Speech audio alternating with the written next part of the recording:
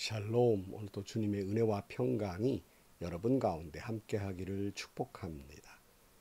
오늘도 묵상의 말씀을 통해서 나에게 주시는 하나님의 음성을 듣는 은혜로운 시간이 되기를 축원합니다. 이 시간 하나님께서 우리에게 허락해 주신 말씀은 민수기 35장 22절에서 34절 말씀입니다. 그러나 아무런 원한도 없이 사람을 밀치거나 몰래 숨어 있다가 무엇을 던지거나 한 것이 아니고 잘못 보고 굴린 돌이 사람에게 맞아 그를 죽게 하였으면 그 가해자가 피해자의 원수가 아니고 더욱이 그를 해칠 의사가 전혀 없었던 것이므로 회중은 이러한 규례에 따라 그 가해자와 피를 보복할 친족 사이를 판단해야 한다. 회중은 그 살인 혐의를 받은 사람이 피를 보복할 피해자의 친족에게서 보복을 당하지 않도록 그 살인 혐의자를 그가 도피한 도피성으로 돌려보내야 한다. 그리고 그는 거룩한 기름을 부어 성직에 임명된 대제사장이 죽을 때까지 거기에 머물러야 한다. 도피성으로 피한 그 살인자가 도피성의 경계 밖으로 나갔을 때 마침 피를 보복할 친족이 그를 알아보고 도피성의 경계 밖에서 죽였으면 그 친척에게는 아무런 살인죄도 적용되지 않는다. 살인자는 반드시 대제사장이 죽을 때까지 도피성에 머물러 있어야 하고 대제사장이 죽은 다음에야 비로소 자기 소유지가 있는 땅으로 돌아갈 수 있다. 위에서 말한 율례는 너희가 어디에서 가서 살든지 자자손손 모든 세대에 적용되는 율례이다. 누구든지 사람을 죽인 사람은 살인자이므로 반드시 죽여야 한다. 그러나 거기에는 증인들이 있어야 한다. 오직 한 증인의 증언만으로는 어느 누구도 죽이지 못한다. 살인죄를 지었을 때에는 살인범에게서 속전을 받고 목숨을 살려주어서는 안 된다. 그는 반드시 죽여야 한다. 대제사장이 죽기 전에는 도피성으로 피한 사람에게 속전을 받고 그를 제 땅으로 돌려보내어 살게 해서는 안 된다.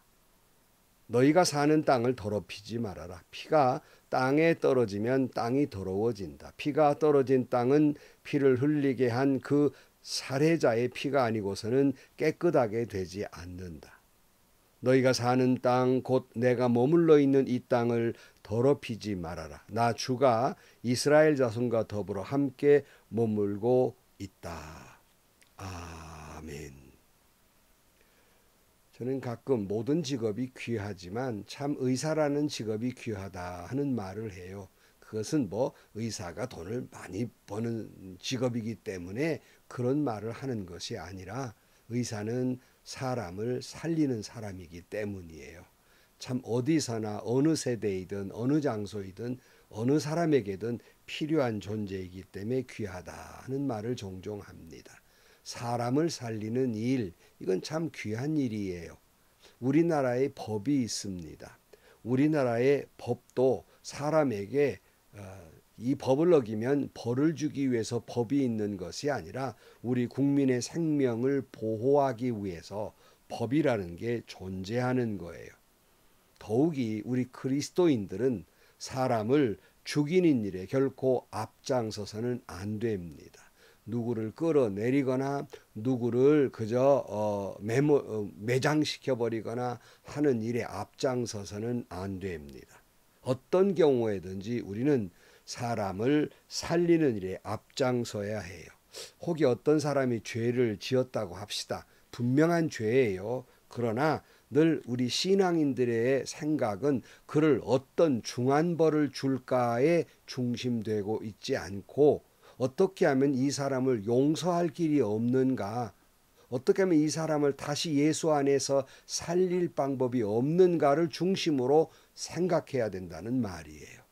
이를 위해 우리는 기도하고 말씀을 보고 하나님의 뜻을 물어야 하는 것이지요. 이런 예를 하나 더 들겠습니다. 좀 끔찍한 얘기지만 한때 세인들에게 주목을 받았던 김부남 사건이 있어요. 뭐 내용은 아시는 분은 알지만 어릴 적에 옆집 아저씨에게 이 여자아이가 몹쓸 짓을 당합니다. 그리고는 참 시집을 가도 여러 가지 트라우마 때문에 불행한 삶을 살다가 이제 크니까 사과를 받아야 되겠다고 생각을 하고 그 사람을 찾아갑니다. 그러나 사과는커녕 도리어 큰 소리를 치게 돼요. 분한 이 김부남 씨가 칼을 가지고 이 남자를 죽이는 사건이에요. 근데 그 재판하시는 그 재판관이 서태영 판사님이신데 제게는 개인적으로 이종 사촌형이 되는 분이에요. 지금은 은퇴하셨습니다마는 이분이 한 방송에 나와서 말씀하는 걸 들었습니다. 이 김부남 씨에게 최후에 할 말이 없느냐고 물었더니 조그마한 소리로 뭐라고 해서 못 알아들어서 변호사에게 지금 뭐라고 말씀하셨습니까? 라고 물으니까 이분이 이렇게 말했다는 거예요. 나는 사람을 죽인 것이 아니라 짐승을 죽였습니다. 라고 이야기하더라는 거예요. 흔히 판사로서 판결을 내려야 하는데 이 가냘프고 두려움에 떠는 이 여인을 어떻게 벌을 줄 것인가에 중점적으로 판결문을 생각한 것이 아니라 어떻게 하면 이 사람을 더 보호할 수 있을까, 더 살릴 수 있을까에 더 관심을 두고 판결을 내렸다는 겁니다. 그러나 분명히 사람을 죽였기 때문에 그 벌은 있어야 해서 아주 낮은 것으로도 2년 6개월 형을 내렸지만 그러나 집행정지 3년 그리고 치료감으로 감옥에는 가지 않고 쉽게 자유로운 몸이 될 수 있도록 그렇게 판결을 내렸다는 것입니다. 그러니까 이 판사로서 이 여인에게 벌을 내리기 위한 생각을 한 것이 아니라 어떻게 하면 더 보호해 줄 것인가, 살릴 것인가에 중점을 두고 생각했다는 거예요. 오늘 이 말씀을 왜 하냐면 이 도피성의 기능도 이와 비슷합니다. 그러니까 어떤 사람이 부지 중에 살인을 한 사람이라도 정당한 재판을 받지도 못한 채 이 죽은 사람들의 친족에 의해서 죽임을 당하는 것을 막기 위해서 보호하기 위해서 도피성이 필요했어요. 그러니까 첫째는 보호의 기능이 있는 것이죠. 살리는 기능이 있어요. 그러나 두 번째로는 사실 이 도피성은 감옥이라는 개념도 있는 거예요. 왜냐하면 이 도피처로 피신해 온 사람은 재판을 통해서 부지 중에 살인하게 된 것이 판결이 되면 이 도피성에 살아야만 합니다. 만약에 그 너무 답답하고 힘들다고 도피성을 빠져나갔다면 그래서 공교롭게도 그 자기가 죽인 사람의 친족을 만나서 살인을 당하면 그 사람은 살인죄가 아니라는 겁니다. 죽어 마땅하다는 것이죠. 그래서 힘들어도 도피성에만 살아야 그 목숨이 부지됐어요. 그러니 나갈 수가 없으니까 뭐 감옥이나 마찬가지지요. 즉 비록 고의는 아니지만 보호의 기능의 도피성도 있지만 감옥의 기능이 있단 말이에요. 죄에 대한 벌을 내린다는 말씀입니다. 일종의 감옥, 도피성에 살아야만 했던 것입니다. 그런데 26절 말씀에 이런 말씀이 있어요. 도피성으로 피한 그 살인자가 도피성의 경계 밖으로 나갔을 때 마침 피를 보복할 친족이 그를 알아보고 도피성의 경계 밖에서 죽였으면 그 친척에게는 아무런 살인죄도 적용되지 않는다. 살인자는 반드시 대제사장이 죽을 때까지 도피성에 머물러 있어야 하고 대제사장이 죽은 다음에야 비로소 자기 소유주가 있는 땅으로 돌아갈 수 있다 그랬고 밑으로 32절로 내려가 보면 대제사장이 죽기 전에는 도피성으로 피한 사람에게 속전을 받고 그를 제 땅으로 돌려보내어 살게 해서는 안 된다. 다시 말씀드리지만 이 도피성으로 온 사람이 대제사장이 죽기 전까지는 그곳에서 나올 수 없다는 거예요. 어떻게 좀 빨리 도피성으로 세상 밖으로 나가고 싶어서 만약에 뭐 속전 그러니까 돈을 대신 내고 나가면 나가게 해서는 안 된다는 거예요. 언제만 나갈 수 있느냐? 대제사장이 죽을 때만 갈 수 있다는 거예요. 어떻게 생각해 보면 이 도피성으로 피해온 사람은 대제사장이 언제 죽나, 언제 빨리 내가 이 감옥 같은 곳에 나가나 그렇게 생각했을 수도 있습니다. 자, 근데 여기서 우리는 의문을 갖게 돼요. 왜 꼭 대제사장이 죽어야만 나올 수 있을까? 이유 없이 말씀하셨지는 않을 것이잖아요.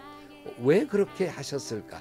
해석은 분분합니다. 그러나 제게 관심을 끄는 해석, 이것이 좀 더 옳지 않을까 하는 해석은 바로 이런 거예요. 학자들의 해석 가운데에서 대제사장의 존재는 이스라엘 백성들의 죄를 짊어지고 지성소에 가서 그 하나님께 그저 중간자로서 죄를 속하는 예배를 드리는 존재가 아니겠습니까?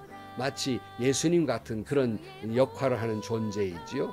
그래서 도피성으로 피신한 사람의 죄도 대제사장이 짊어지고 있고 이제 죽음으로써 그의 죄를 다 속하게 되었다. 비로소 이 사람은 부지중에 사람을 죽였지만 그것도 죄인고로 그저 도피성에 살아야만 했지만 대제사장이 죽음으로써 죄가 온전히 용서함 받았고 그러기 때문에 비로소 참 자유를 얻게 된다. 그런 해석입니다.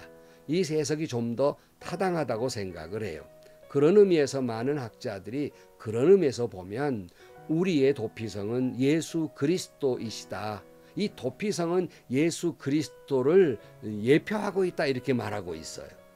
대제사장 되신 예수께서 십자가에 달려 죽음으로써 우리의 모든 죄를 짊어지시고 대속의 피를 흘리시고 죽음으로써 우리를 죄에서 자유케 하셨다는 말씀이에요.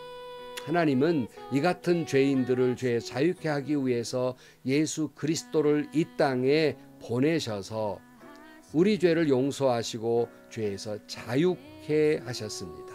그러므로 우리의 유일한 도피선은 오직 예수 그리스도입니다. 우리 좋아하는 찬송 268장 죄에서 자유를 얻게 함은이라는 찬양이 있잖아요. 죄에서 자유를 얻게 함은 보혈의 능력 주의 보혈, 시험을 이기고 승리하니 참 놀라운 능력이로다. 육체의 정욕을 이길 힘은 보혈의 능력 주의 보혈, 정결한 마음 얻게 하니 참 놀라운 능력이로다. 눈보다 더 희게 맑히는 것 보혈의 능력 주의 보혈, 부정한 모든 것 맑히시니 참 놀라운 능력이로다. 구주의 복음을 전할 제목 보혈의 능력 주의 보혈, 날마다 나에게 찬송 주니 참 놀라운 능력이로다. 주의 보혈 능력이 또다. 주의 피 믿으오. 주의 보혈 그 어린 양의 매우 귀중한 피로다. 아멘 아멘이에요. 오직 죄에서 자유케 하는 우리의 도피성은 예수 그리스도이십니다. 그러나 본문에는 또 다른 은혜의 말씀이 있는 것은 고의로 사람을 죽인 자에게도 하나님은 은혜를 베풀어요. 신중하라고 말씀하고 있습니다. 29절 말씀이에요. 위에서 말한 율례는 너희가 어디에 가서 살든지 자자손손 모든 세대에 적용되는 율례이다. 누구든지 사람을 죽인 사람은 살인자이므로 반드시 죽여야 한다. 그러나 거기에는 증인들이 있어야 한다. 오직 한 증인의 증언만으로는 어느 누구도 죽이지 못한다.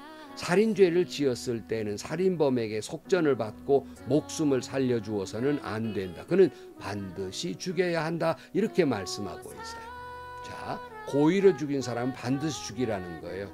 우리가 벌금 같은 게 속전이에요. 이건 내고 그저 방면에서는 안 된다. 반드시 죽여라. 이렇게 말씀하고 있어요. 그러나 이 사람이 정말 고의로 사람을 죽였다는 확정의 과정에서는 신중하라는 거예요. 한 사람의 말만 듣고서는 안 된다는, 반드시 증인이 필요한데 한 사람 가지고는 안 된다 그랬어요. 신명기 17장 16절 말씀의 율법에 보면 두세 증인의 말이 법적 효력을 발생한다 그렇게 돼 있어요. 그러니까 한두 사람 두고 소위 말해 요즘 카더라 통신 있잖아요. 그래놓고 더 마음 아픈 카더라 해놓고 아니면 말고 자기는 훌훌 털어버려요.